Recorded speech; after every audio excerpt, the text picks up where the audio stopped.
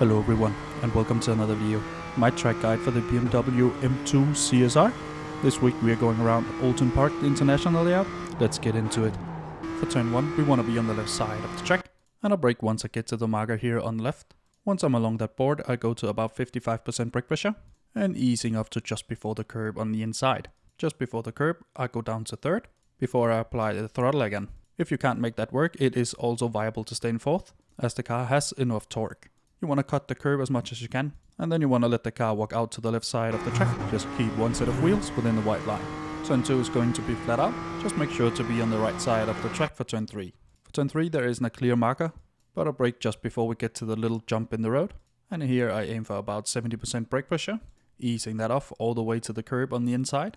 We want to take a later apex here, and of course you want to get all the way up on the curb. Once we get on the curb you should apply the throttle again. You might want to ease it in just a little bit, just to make sure that the car is stable, so we don't understeer too much out on the curb, as that will give a 1x if you put too much of the car out there. And now it's a track race down to turn 4. In qualifying you want to be all the way on the right side of the track for turn 4, and we do have to brake a little bit, and I do it when I get to the road here on the right side of the track. An initial hit to about 30% and quickly easing it off into a trail braking action to the end of the curb, where you want to ease in the throttle again. The aim is to come out just about mid-track, so we can bring the car over to the left side of the track for turn 5. Being too aggressive with the throttle will push it too far out. For turn 5 I brake when I get past the tires here on the left, and I aim for about 60% brake pressure, easing that off all the way to the inside curb. I also go down to second.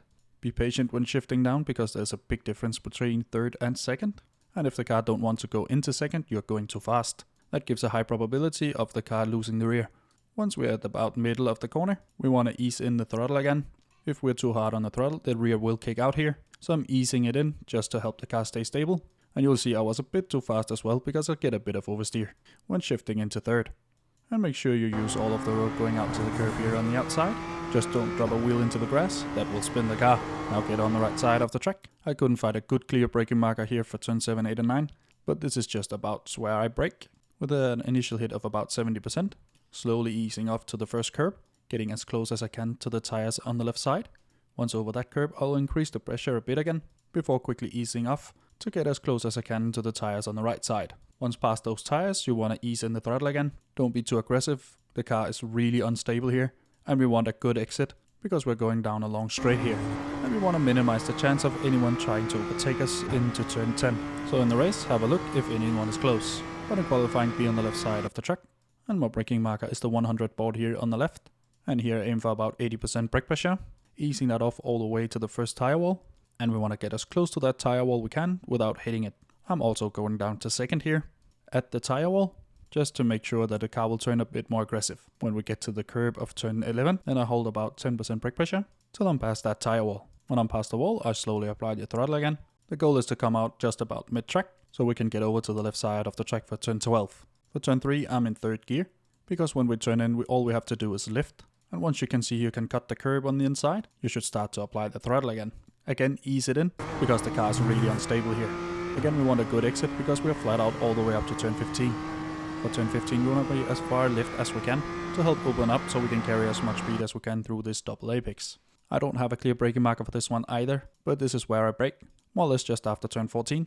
When I start to brake I go to about 70% brake pressure, easing that off to just after the first curb. And after that curb you want to apply the throttle again. It's important that we hit both apexes here, as that will be the smoothest way through the corner.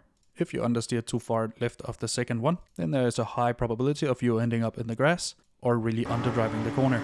If you get a better exit than your car in front, turn 16 is a great place to try and overtake. But in qualifying you want to be on the left side of the track. My braking marker is the board here on the left, and I aim for about 80% brake pressure. I missed it in this one, and this is why I also missed the corner a little bit. But you want to ease it off all the way to the curb on the inside, and you can use the curb to drive on, it is flat, and I would normally recommend it. When we're at the exit road, we want to apply the throttle again. Again you want to ease it in, you can see I'm sliding a bit here, so I was a bit too aggressive. You can use the curb if needed, and now take the shortest route all the way up to the line. And that's my lap around Oulton Park in the new BMW, of a time of 1:45.5.